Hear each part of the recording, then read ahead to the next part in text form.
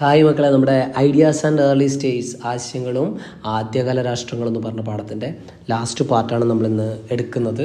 അപ്പോൾ ആദ്യത്തെ ഭാഗമൊക്കെ കണ്ടിട്ടുണ്ടാവുമായിരിക്കും അല്ലേ. പക്ഷേ ഈ പാർട്ട് കുറച്ച് കൂടുതൽ ലേറ്റായി പോയി, സുഖമില്ലായിരുന്നു, ഒന്ന് പനിയൊക്കെ ആയിപ്പോയി, അതാണ് കേട്ടോ ഒത്തിരി ലേറ്റായി പോയേ. അപ്പോൾ നമുക്ക് പെട്ടെന്ന് തന്നെ പാഠമൊക്കെ തീർത്ത് നോട്ട്സൊക്കെ തരാം. പിന്നെ ഈ ആഴ്ച തന്നെ നമ്മൾ മാക്സിമം ക്ലാസ് അപ്ലോഡ് ചെയ്യുവേ. അപ്പോൾ നമ്മുടെ ചാനൽ ആദ്യമായിട്ട് കാണുന്നവരാണെങ്കിൽ ഒന്ന് സബ്സ്ക്രൈബ് ചെയ്ത് വെക്കുക, അതുപോലെ പിന്നെ ഫ്രണ്ട്സിനൊക്കെ ഷെയർ ചെയ്ത് കൊടുക്കുക.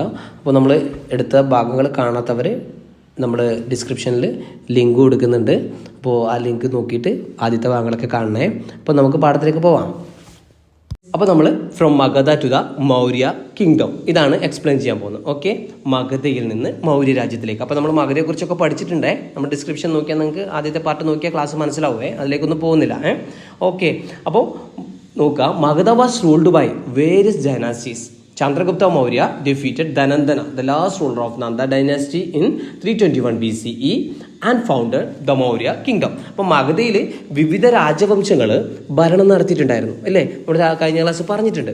അപ്പോൾ അതിൽ ഒരു വംശമാണത് നന്ദാവംശം. ആ നന്ദാവംശത്തിലെ അവസാനത്തെ ഭരണാധികാരിയായിരുന്നു, ലാസ്റ്റ് റൂളറായിരുന്നു ആര്? ധനന്ദന. ഓക്കെ, ഈ ധനന്ദനെ ആര് പരാജയപ്പെടുത്തുന്നു? 321 BCEയിൽ ചന്ദ്രഗുപ്ത മൗര്യൻ പരാജയപ്പെടുത്തുന്നു. എന്നിട്ടാണ് മൗര്യ രാജ്യം സ്ഥാപിക്കുന്നത്. അപ്പം 321 BCEയിലാണ് ചന്ദ്രഗുപ്ത മൗര്യൻ എന്ത് ചെയ്യുന്നത്? മൗര്യ രാജ്യം സ്ഥാപിക്കുന്നത്. ആരെ പരാജയപ്പെടുത്തിയിട്ട്? ധനന്ദനെ പരാജയപ്പെടുത്തിയിട്ടാണ്. നന്ദ ഡൈനാസ്റ്റിയിലെ ധനന്ദനെ പരാജയപ്പെടുത്തിയിട്ടാണ് 321 BCEയിൽ ചന്ദ്രഗുപ്ത മൗര്യൻ മൗര്യ രാജ്യം സ്ഥാപിക്കുന്നത്. ഓക്കെ, ഡിസ്ക്രിപ്ഷൻ അവിടെ കാണുന്നുണ്ട്. ആ ഡിസ്ക്രിപ്ഷൻ ആരുടേതാണെന്ന് വിചാരിച്ചാൽ ഗ്രീക്ക് എൻവോയ് ആയിരുന്ന മെഗസ്തനീസിൻ്റെ വിവരണമാണ്. ഓക്കെ, എന്താണ് ചോദിച്ചാൽ പാടലിപുത്രം, അതായത് പാടലിപുത്രം എന്ന് പറഞ്ഞാൽ പിന്നെ മൗര്യ രാജ്യത്തിൻ്റെ തലസ്ഥാനമാണ് ഇന്നത്തെ പാറ്റ്ന. ഓക്കെ, ഇന്നത്തെ പാറ്റ്നയായ പാടലിപുത്രത്തെക്കുറിച്ച് ഗ്രീക്ക് രാജപ്രതിനിധിയുടെ വിവരണമാണ് നമ്മൾ ആദ്യം വായിക്കാൻ പോകുന്നത്. അതിനുശേഷം നമുക്ക് ബാക്കി പറയാം. Okay, this is a big and beautiful city. There is a big wall surrounding this city. It has 64 entrance gates and many towers. The 2 and 3 stored houses are built of wood and mud blocks. This king's palace is also made of wood. ഇതാണ് അങ്ങനെ പറഞ്ഞിട്ടുള്ളത്. നോക്കിയേ, ഇത് മനോഹരമായ വലിയൊരു നഗരമാണെന്നാണ് പറയുന്നത്. This is a big and beautiful city. There is a big wall surrounding the city. അപ്പോൾ ഈ നഗരത്തെ ചുറ്റിയിട്ട് വലിയൊരു മതിലുണ്ട്. Okay, it has 64 entrance gates and many towers. അതിന് എത്രയുണ്ട്? 64 പ്രവേശന കവാടങ്ങളുണ്ട്. അതുപോലെ തന്നെ ടവേഴ്സ് ഉണ്ട്, ധാരാളം ഗോപുരങ്ങളുണ്ട്. Okay, then the 2 and 3 stone houses are built of wood and mud blocks. അപ്പോൾ അവിടെ പിന്നെ 2-3 നിലകളുടെ വീടുകളൊക്കെ നിർമ്മിച്ചിട്ടുണ്ട്. അതൊക്കെ എങ്ങനെ നിർമ്മിച്ചതെന്ന് വിചാരിച്ചാൽ മരവും ചെളിക്കട്ടയും ഉപയോഗിച്ചിട്ടാണ് നിർമ്മിച്ചിട്ടുള്ളത്. The king's palace is also made of would.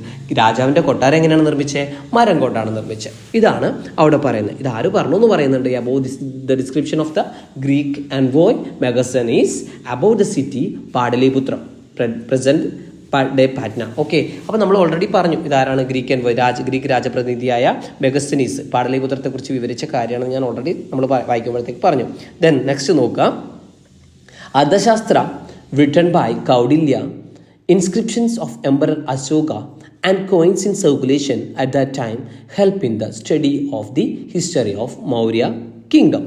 Okay, അപ്പോൾ അർത്ഥശാസ്ത്രം ആരാണ് എഴുതിയത്? കൗഡില്യൻ എഴുതിയ അർത്ഥശാസ്ത്രം. അതുപോലെ അശോക ചക്രവർത്തിയുടെ ലിഖിതങ്ങൾ, ഇൻസ്ക്രിപ്ഷൻസ് ഓഫ് എംപറർ അശോക. അതുപോലെ തന്നെ വേറെ എന്താ അവിടെ പറയുന്നത്? അക്കാലത്ത് പ്രചാരത്തിലുണ്ടായ നാണയങ്ങളാണ് Ashoka. And the coins in circulation at the time help in the study of the history of the Maurya kingdom. ഈ കാലഘട്ടത്തിലുണ്ടായ നാണയങ്ങളും അശോക ചക്രവർത്തിയുടെ ലിഖിതങ്ങളും കൗഡില്യൻ എഴുതിയ അർത്ഥശാസ്ത്രമൊക്കെ മൗര്യ രാജ്യത്തിൻ്റെ ചരിത്രത്തെ കുറിച്ച് നമുക്ക് പഠിക്കാൻ വേണ്ടിയിട്ട് നമ്മളെ സഹായിക്കുന്നൊരു ഘടകമാണ്. അപ്പോൾ ഇത്രയും കാര്യങ്ങളാണ് ഇവിടെ പറയുന്നത്. ക്ലിയർ ആയോ മക്കളെ? അപ്പോൾ നെക്സ്റ്റ് നോക്കിയേ, Arthashastra and Saptanga theory. Okay, Arthashastra and Saptanga theory എന്താ നോക്കണ്ടേ? Kautilya's Arthashastra is an important historical document that provides information about the Maurya kingdom. അതായത് മൗര്യ രാജ്യത്തെക്കുറിച്ച് വിവരങ്ങൾ നൽകുന്ന പ്രധാന ചരിത്രരേഖയാണ് എന്ത്? കൗഡില്യൻ്റെ അർത്ഥശാസ്ത്രം. നമ്മൾ ഓൾറെഡി തൊട്ട് മുകളിലും ആ കാര്യം പറഞ്ഞിട്ടുണ്ട്. R Shamasastry, the head of Archaeological Library Department of Mysore, got the manuscript of Arthashastra from a scholar in Tanjavur. അപ്പോൾ നമ്മൾ ഒരാളുടെ പേര് പഠിക്കുകയാണ്. മൈസൂരിലെ പുരാവസ്തു ഗ്രന്ഥശാല വിഭാഗത്തിൻ്റെ തലവനായ ഓക്കെ, മൈസൂരിലെ പുരാവസ്തു ഗ്രന്ഥശാല വിഭാഗത്തിൻ്റെ തലവനായ ഒരാളുണ്ടായിരുന്നു. എന്താ പേര്? ആർ ശ്യാമശാസ്ത്രി. ഓക്കെ, ഈ ശ്യാമശാസ്ത്രിക്ക് തഞ്ചാവൂരിലുള്ള ഒരു പണ്ഡിതൻ നിന്ന് ഈ അർത്ഥശാസ്ത്രത്തിൻ്റെ കൈയെഴുത്ത് പ്രതി ലഭിച്ചു. ഓക്കെ, ഇതാണ് പറയുന്നത്. ഓക്കെ, മാനുസ്ക്രിപ്റ്റ് കിട്ടി എന്ന് പറയുന്നു. ആരാ കൊടുത്തത്? എ സ്കോളാർ ഇൻ തഞ്ചാവൂരിലെ ഒരു പണ്ഡിതൻ നിന്നാണ് ഇത് കിട്ടുന്നത്. ഓക്കെ, ദെൻ നെക്സ്റ്റ് എന്താ പറഞ്ഞത് നോക്കിയേ. In 1907 Shamasastry published this. 1907 Shamasastry എന്ത് ചെയ്തു? ഇത് പ്രസിദ്ധീകരിച്ചു. Okay, yes. Then the work has 15 chapters. അപ്പോൾ ഈ കൃതിക്ക് ഇതിന് എത്ര ചാപ്റ്റേഴ്സ് ഉണ്ടായിരുന്നു? 15 അധ്യായങ്ങൾ ഉണ്ടായിരുന്നു. ഓക്കെ, 15 അധ്യായങ്ങൾ ഉണ്ടായിരുന്നു. And Arthashastra refers that a kingdom rest on 7 components or Saptangas. അതായത് അർത്ഥശാസ്ത്രം പ്രതിപാദിക്കുന്നത്, ഇല്ലെങ്കിൽ പറയുന്ന അർത്ഥശാസ്ത്രത്തിൽ പ്രതിപാദിക്കുന്നത് എന്താണെന്ന് വിചാരിച്ചാൽ 7 ഘടകങ്ങളിൽ, അഥവാ സപ്ത എന്ന് പറഞ്ഞാൽ 7 അല്ലേ, സപ്താംഗങ്ങളിൽ ഊന്നിയാണ് ഒരു രാജ്യം നിലനിൽക്കുന്നത് എന്നാണ് പറയുന്നത്. 7 ഘടകങ്ങളിൽ ഊന്നിയിട്ടാണ് ഒരു രാജ്യം നിലനിൽക്കുന്നത്. അതെന്തൊക്കെയാണെന്ന് പറയുന്നത്. ഒന്ന് സ്വാമി എന്ന് പറഞ്ഞാൽ കിങ് ആണ്, രാജാവ്. 2 അമാത്യ മീൻസ് മിനിസ്റ്റേഴ്സ് ആണ്, മന്ത്രിമാരാണ്. അടുത്തത് ജനപദ, നമ്മൾ പഠിച്ചിട്ടുണ്ട്, ലാൻഡ് ആൻഡ് പീപ്പിൾ, ഭൂമേഖലയും അവിടുത്തെ ജനങ്ങളുമാണ്. അടുത്തത് Durgam means fortified and protected area, അതായത് കോട്ട കെട്ടി സംരക്ഷിച്ച സ്ഥലമാണ് ദുർഗ എന്നുകൊണ്ട് ഉദ്ദേശിക്കുന്നത്. മലയാളത്തിൽ ദുർഗം എന്നാ പറയാം കേട്ടോ.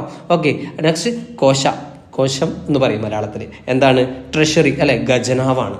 അടുത്തത് ദണ്ഡ മീൻസ് ജസ്റ്റിസ് ആണ്, നീതിന്യായമാണ്. ഓക്കെ, ലാസ്റ്റ് വൺ മിത്രം അല്ലെങ്കിൽ മിത്ര എന്ന് പറഞ്ഞാൽ ഫ്രണ്ട്ലി കൺട്രീസ് ആണ്, സൗഹൃദ രാജ്യങ്ങളുണ്ടാവും.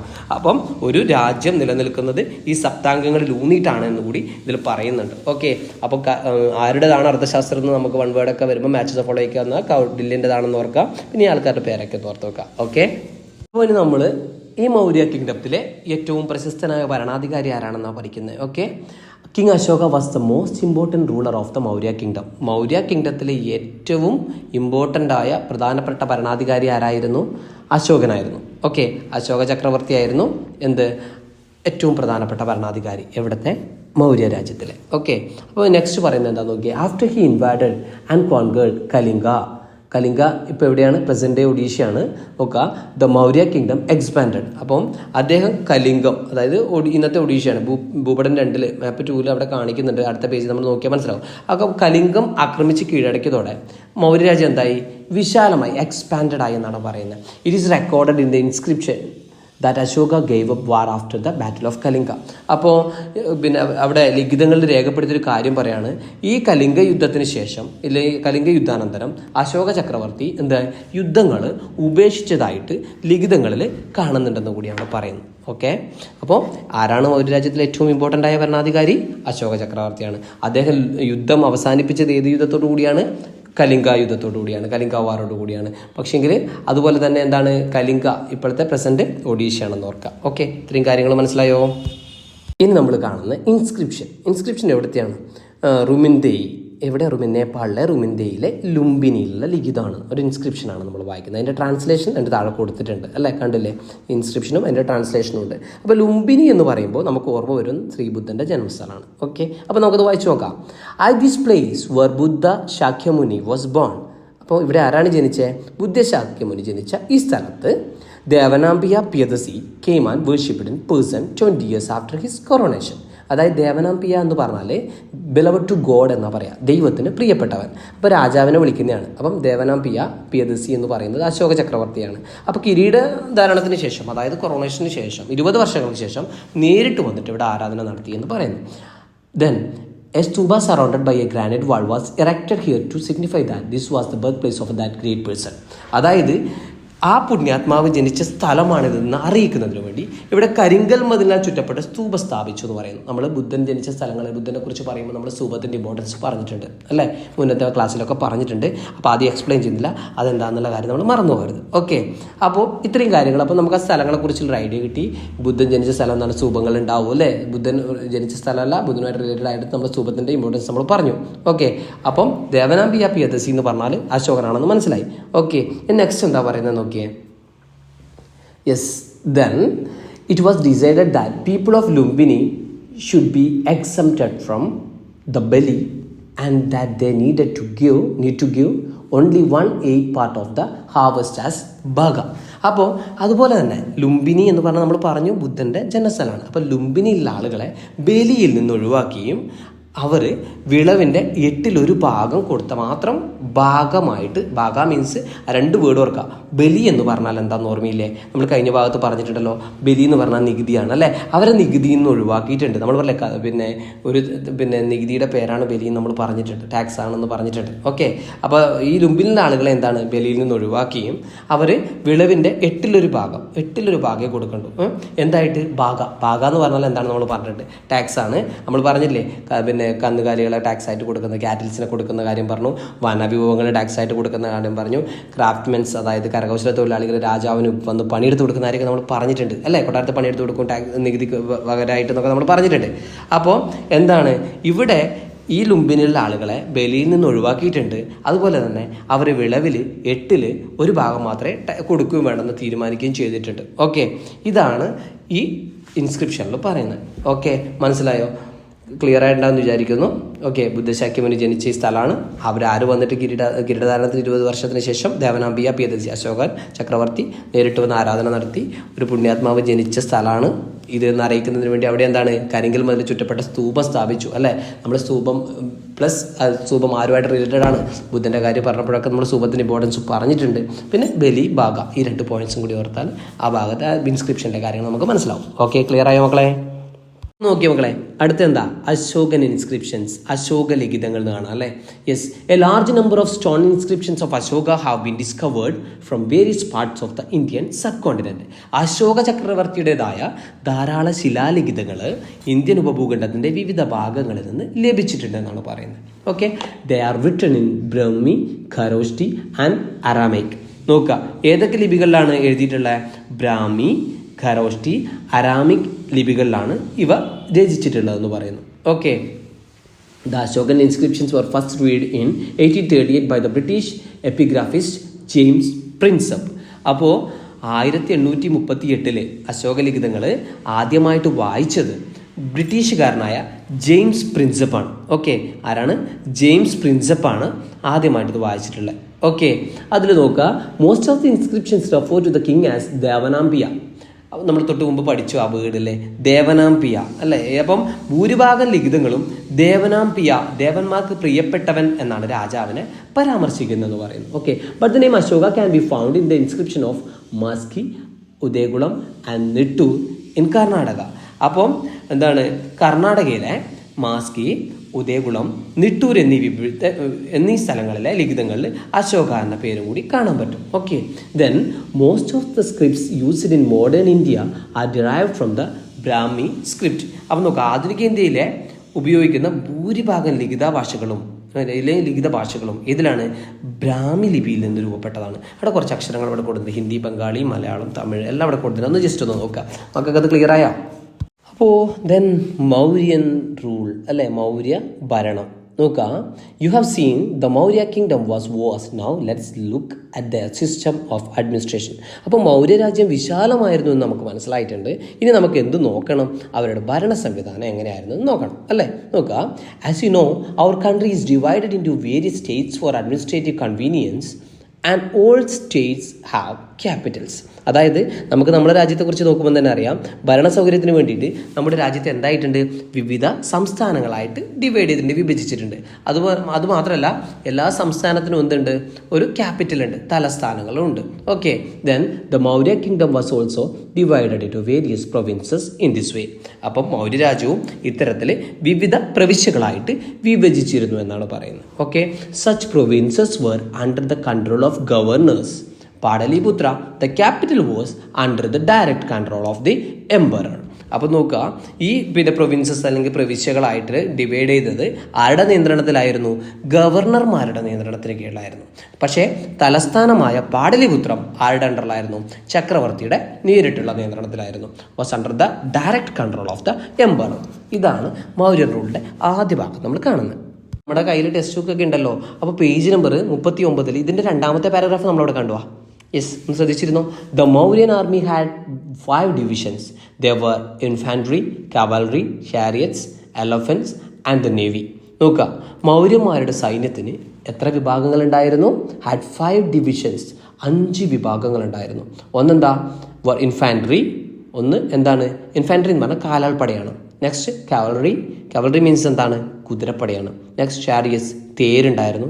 Then elephants and the navy, ഗജസേന ഉണ്ടായിരുന്നു, നാവികസേന എന്നിവയുണ്ടായിരുന്നു. ഓക്കെ, ഇതാണ് 5 ഡിവിഷൻസ്. അപ്പോൾ മൗര്യന്മാരുടെ സൈന്യത്തിൻ്റെ 5 ഡിവിഷൻ മനസ്സിലായില്ലേ? ഓക്കെ, നെക്സ്റ്റ് എന്താ പറയുന്നത്, military administration was carried out by a 30-member committee.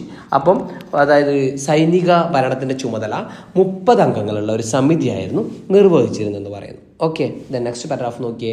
The ideas propagated by emperor Ashoka to maintain peace and coexistence among his subjects are known as Ashoka Dhamma. Yes, അപ്പോൾ നോക്കുക, തൻ്റെ പ്രജകൾക്കിടയിൽ എന്തുണ്ടാവണം, piece and കോഎക്സിസ്റ്റൻസ്, സമാധാനവും സഹവർത്തിത്വവും നിലനിർത്തുന്നതിന് വേണ്ടി അശോക ചക്രവർത്തി പ്രചരിപ്പിച്ച ആശയങ്ങളാണ് അശോക ധമ്മ എന്നാണ്. ധമ്മ മീൻസ് ധർമ്മ, അശോക ധർമ്മ എന്ന് പറയാം. ഓക്കെ, അശോക ധമ്മ. ഓക്കെ, ഇത് ഈ പേരിലാണ് അറിയപ്പെടുന്നത്. ഓക്കെ, ദെൻ എന്താ പറയുന്നത്, we learn about this from Ashoka's edicts. അശോകൻ്റെ ശാസനങ്ങളിൽ നിന്ന് നമുക്കെന്ത് മനസ്സിലാവും, ഇത് മനസ്സിലാവും. ഓക്കെ, അപ്പോൾ ഇനി നമ്മൾ അശോകധമ്മയിലെ പ്രധാന ഭാഗങ്ങളാണ് പഠിക്കേണ്ടത്. ശ്രദ്ധിച്ചിരിക്കേ. ദ മെയിൻ ഐഡിയാസ് ഓഫ് അശോകധമ്മയിലെ പ്രധാന ആശയങ്ങളാണ്. ഓക്കെ, നോക്കാം. ഒന്നാമത്തെ, be tolerant to other religions എന്ന് പറഞ്ഞാൽ മറ്റു മതവിശ്വാസികളോട് സഹിഷ്ണുത കാണിക്കാം. 2, റെസ്പെക്റ്റ് എൽഡേഴ്സ് ആൻഡ് ടീച്ചേഴ്സ്, മുതിർന്നവരെയും ഗുരുക്കന്മാരെയും ബഹുമാനിക്കാം. Next, be kind to slaves and sick, അടിമകളോടും രോഗികളോടും ദയ കാണിക്കാം. ഓക്കെ, ഇത്രയും കാര്യം അവിടെ പറയുന്നുണ്ട്. അതിനുശേഷം നോക്കിയേ, eminent historian Romila Thapar opines that Ashoka Dhamma was the policy for the deficient administration of a vast country and for keeping various social group in harmony. അപ്പം വിശാലമായ രാജ്യത്തിൻ്റെ കാര്യക്ഷമമായ ഭരണത്തിനും വിവിധ സാമൂഹ്യ വിഭാഗങ്ങളെ യോജിപ്പിച്ച് നിർത്തുന്നതിനും വേണ്ടിയുള്ള നയമായിരുന്നു അശോകധമ്മയെന്ന് ആര് പറഞ്ഞിട്ടുണ്ട്? ഒരു പ്രമുഖനായ ചരിത്രകാരിയായ റൊമില താപ്പർ അഭിപ്രായപ്പെടുന്നു. ഓക്കെ, ആരാണ് അഭിപ്രായപ്പെട്ടത്? റൊമില താപ്പറിൻ്റെ അഭിപ്രായമാണ്. പ്രമുഖ ചരിത്രകാരിയായിരുന്ന റൊമില താപ്പർ പറയുന്നത് എന്താണ്? വിശാലമായ രാജ്യത്തിൻ്റെ കാര്യക്ഷമമായ ഭരണത്തിനും വിവിധ സാമൂഹ്യ വിഭാഗങ്ങളെ ഒന്നിപ്പിക്കാനും. അല്ലേ, ആ വാക്കുകളുടെ ആദ്യം തന്നെ നമുക്ക് അശോകധമ്മയിലെ വാക്കുകൾ കേൾക്കുമ്പോൾ തന്നെ നമുക്ക് മനസ്സിലാവും എന്താണ്. Be tolerant to other religions, മറ്റു മതവിശ്വാസികളോട് സഹിഷ്ണുത കാണിക്കണം. അല്ലേ, യെസ്. അപ്പോൾ എന്താണ്, എല്ലാവരും ഒന്നിച്ച് നിർത്തി നല്ല രീതിയിൽ മുന്നോട്ട് പോകാനുള്ള ഒരു അഡ്മിനിസ്ട്രേറ്റീവ് രീതിയാണ്, അല്ലെങ്കിൽ ഒരു ഭരണ രീതിയാണ് ആര് നോക്കിയിട്ടുള്ളത്? അശോകധമ്മയിലൂടെ നമുക്ക് മനസ്സിലാക്കാൻ പറ്റും. ഓക്കെ, ക്ലിയർ ആയോ മക്കളെ? അപ്പോൾ നമ്മൾ നെക്സ്റ്റ് ടൈറ്റിൽ കണ്ട മക്കളെ, ഗ്രോത്ത് ഓഫ് ട്രേഡ്, കച്ചവടത്തിൻ്റെ വളർച്ച. നോക്കാം. These above images shows the early coins that were in circulation in ancient India. ഇന്ത്യയിൽ പ്രചാരത്തിലുണ്ടായിരുന്ന ആദ്യകാല നാണയങ്ങളാണ് നമുക്ക് കാണുന്നത്. ഓക്കെ, ഇന്ത്യയിൽ പ്രചാരത്തിലുണ്ടായിരുന്ന ആദ്യകാല നാണയങ്ങൾ. അപ്പോൾ അതിനെന്താ വിളിക്കുന്നത് നോക്കിയാൽ, these are known as punch marked coins. എന്താണ് പഞ്ച് മാർക്കഡ് കോയിൻ എന്ന് പറയാം മലയാളത്തിൽ? ഇപ്പോൾ മുദ്രാങ്കിത നാണയങ്ങൾ എന്ന് പറയും. എന്താണ് മുദ്രാങ്കിത നാണയങ്ങൾ? അപ്പോൾ വെള്ളിയിലും ചെമ്പിലുമാണ് നിർമ്മിച്ചിട്ടുള്ളത്. അല്ലേ, yes. They were made of silver and copper. These are evidence to show that the coins were used for trade. അപ്പോൾ എന്താണ്, അപ്പോൾ കച്ചവടത്തിനായിട്ട് നാണയങ്ങൾ ഉപയോഗിച്ചിരുന്നു എന്നതിൻ്റെ തെളിവ് നമുക്ക് മനസ്സിലായി. നെക്സ്റ്റ് എന്താ പറയുന്നത് നോക്കിയേ, goods were transported through land, sea and rivers. അപ്പം കരവഴിയും കടൽ വഴിയും നദികൾ വഴിയും സാധനങ്ങൾ കൊണ്ടുപോയിരുന്നു. എന്തൊക്കെയായിരുന്നു നോക്കിയേ, ഗ്രെയിൻസ്, ടെക്സ്റ്റൈൽസ്, മെറ്റൽസ് എക്സെട്ര. അല്ലേ, എന്താ ധാന്യങ്ങളുണ്ട്, തുണിത്തരങ്ങളുണ്ട്, ലോഹം തുടങ്ങിയവയൊക്കെയായിരുന്നു പ്രധാന കച്ചവട വസ്തുക്കളെന്ന് ഇവിടെ പറയുന്നു. Okay, then next, the words Setthis and സത്വാഹകർ എന്ന് തന്നെയുണ്ട്. അല്ലേ, സാത്തവാഹകർ എന്ന് പറയുക. അല്ലെ, സാത്തവാഹകർ എന്ന് പറഞ്ഞാൽ എന്നീ പദങ്ങൾ കച്ചവടക്കാരെയാണ് സൂചിപ്പിക്കുന്നത്. ഓക്കെ, എന്താണ് അക്കാലത്തെ പുസ്തകങ്ങളിലൊക്കെ നമുക്ക് കാണുന്ന 2 വാക്കുകൾ, 2 വാക്കല്ല, ഇതിലെടുത്ത് കാണുന്നൊരു വാക്കുണ്ട്, സേത്ത് എന്ന വാക്ക്, സാത്തവാഹകർ എന്ന് പറയാം. ഈ പദങ്ങൾ ആരെയാണ് സൂചിപ്പിക്കുന്നത്? കച്ചവടക്കാരെ സൂചിപ്പിക്കുന്നതാണ്. അപ്പോൾ കച്ചവടത്തിൻ്റെ വളർച്ചയിൽ നിന്നുള്ള ഭാഗങ്ങളിൽ നമുക്ക് ഇത്രയും കാര്യങ്ങളാണ് മനസ്സിലാക്കാനുള്ളത് കേട്ടോ. ഇത്രയും സമയം ഈ ഇന്ത്യൻ ഉപഭൂഖണ്ഡത്തിലെ മഹാജനപദങ്ങളും രൂപം കൊണ്ട പശ്ചാത്തലവും ഒക്കെ പറഞ്ഞു. ഓക്കെ, മൗര്യ രാജ്യമായിട്ട് പരിഗണിച്ചതിനെ കുറിച്ചൊക്കെ പറഞ്ഞു. പക്ഷേ ഇതേ സമയത്ത് സമാനമായ കാര്യങ്ങൾ നടന്ന മറ്റൊരു മേഖലയാണ്, സാക്ഷ്യം വഹിച്ച മറ്റൊരു മേഖലയാണ് തെക്ക് കിഴക്ക് യൂറോപ്പിലെ ഗ്രീസ്. അതാണ് നമ്മൾ ആ നെക്സ്റ്റ് പാരഗ്രാഫിൽ പറയുന്നത്. Okay, so far we have been discussing the origin and formation of the Mahajanapadas in the Indian subcontinent and how they later involve into Maurya kingdom. Okay, Maurya രാജ്യമായിട്ട് പരിണമിച്ചതിനെ കുറിച്ച് നമുക്ക് മനസ്സിലായി.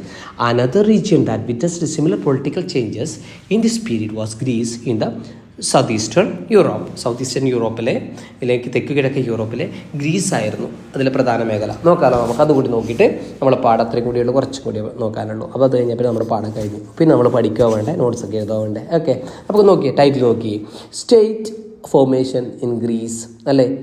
അപ്പോൾ എന്താണ് രാഷ്ട്ര രൂപീകരണം ഗ്രീസിൽ. അവിടെ ഭൂപടം തന്നിട്ടുണ്ട്. ഭൂപടമൊക്കെ നോക്കിയിട്ട് ഗ്രീസിൻ്റെ സ്ഥാനമൊക്കെ നിങ്ങളോട് കണ്ടെത്താൻ പറയുന്നുണ്ട്. ഓക്കെ, അപ്പോൾ നമുക്ക് നേരെ വായിച്ചു നോക്കാം.